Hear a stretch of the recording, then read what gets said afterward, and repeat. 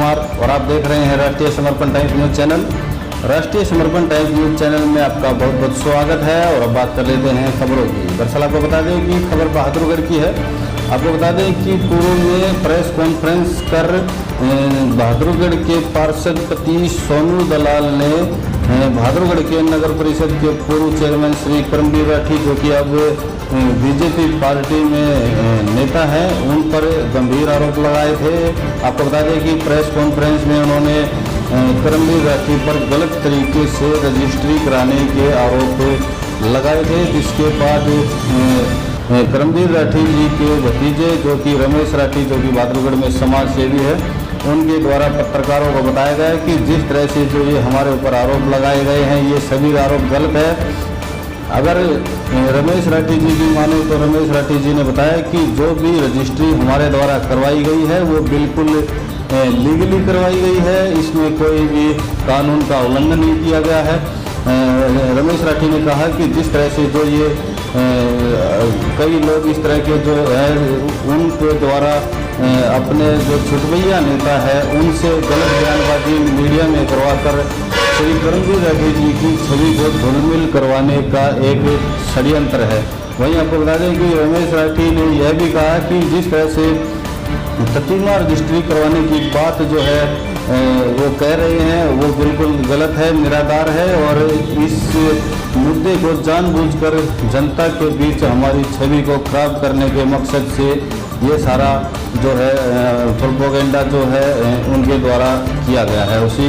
बात को लेकर के रमेश राठी ने आगे कहा है कि जिस तरह से जो विजेंद्र नाम के जो नंबरदार के द्वारा जो शिकायत देने की बात प्रेस वार्ता में दूसरी पार्टी के द्वारा की गई, उसी विजेंद्र ने जब हकीकत के बारे में पता लगा तो उन्होंने भी जो है जो उपायुक्त को जो शिकायत दी थी उसको भी वापस ले लिया गया है। और रमेश राठी ने उस शिकायत को दिखाया कि जो शिकायत विजेंद्र ने किसी के कहने पर, डराने धमकाने पर दी थी, वो उन्होंने वापस ले ली है। और जो षड्यंत्रकारी लोग हैं वो जानबूझकर करमवीर राठी जी की छवि को खराब करने के मकसद से ये सारा काम कर रहे हैं। वहीं आपको बता दें कि रमेश राठी ने यह भी बताया कि पत्रकारों के माध्यम से जब पत्रकारों ने तहसीलदार से इस बारे में बात की तो तहसीलदार ने भी कहा कि सभी जो नियम अनुसार जो है रजिस्ट्री करवाई गई है उसमें कोई भी नियम का उल्लंघन नहीं है। और ऐसे में रमेश राठी ने कहा है कि जिस तरह से जो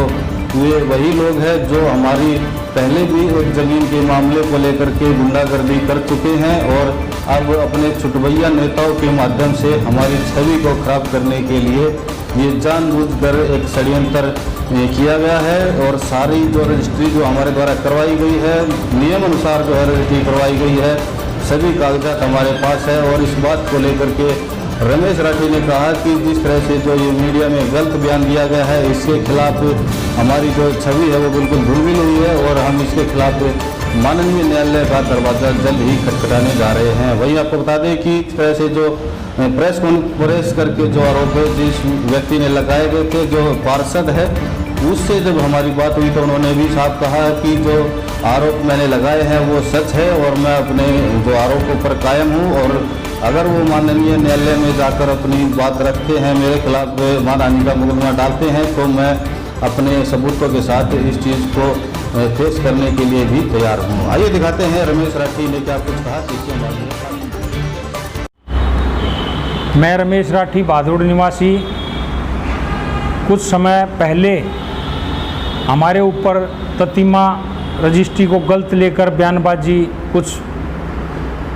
साथियों ने की थी, जो कि सरासर गलत है। ये प्रतिमा रजिस्ट्री बिल्कुल सही और कानून दायरे से की गई है। और इस प्रतिमा रजिस्ट्री में जो भी उनके वारिस थे या लेने वाले थे वो सारा हवाला दे के रजिस्ट्री कराई गई है। और इसमें समाचार पत्रों में ये आया था कि 32A के तहत ऐसा नहीं हो सकता। आपकी जानकारी के लिए बता दूं, 32A के तहत जो होता है उसमें तहसीलदार साहब के सामने खड़े होकर अंगूठा और पासपोर्ट साइज़ फ़ोटो होता है और 32A तहत का कोई मामला नहीं होता है। और ये रजिस्ट्री बिल्कुल सही और सुचारू रूप से कराई गई है, इसमें कोई गलती नहीं है। ये बदनाम करने के लिए है ये लोग वही हैं जो कुछ समय पहले इन्होंने हमारे प्लॉट पर, बादरी रोड पर प्लॉट है जिसका भी मुकदमा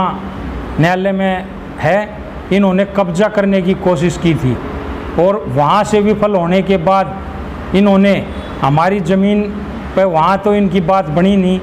तो झूठा पुलिंदा बांधने के लिए, बदनाम करने के लिए, हमारी छवि खराब करने के लिए ये साजिश रची,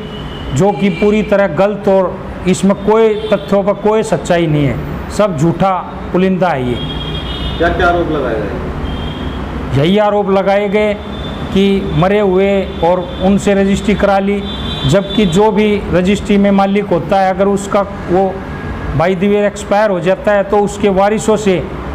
सारी रजिस्ट्री का हवाला, पूरे का पूरा हवाला दे के रजिस्ट्री कराई गई है और हमारे को बदनाम करने के लिए षड्यंत्र रचाया गया था जो पूरी तरह फैल हो गया है। मैं आपको एक और बात बताना चाहता हूँ कि अखबार के माध्यम से मैंने पढ़ा कि शिकायतकर्ता विजेंद्र जिसने शिकायत दी है उसको डराया धमकाया गया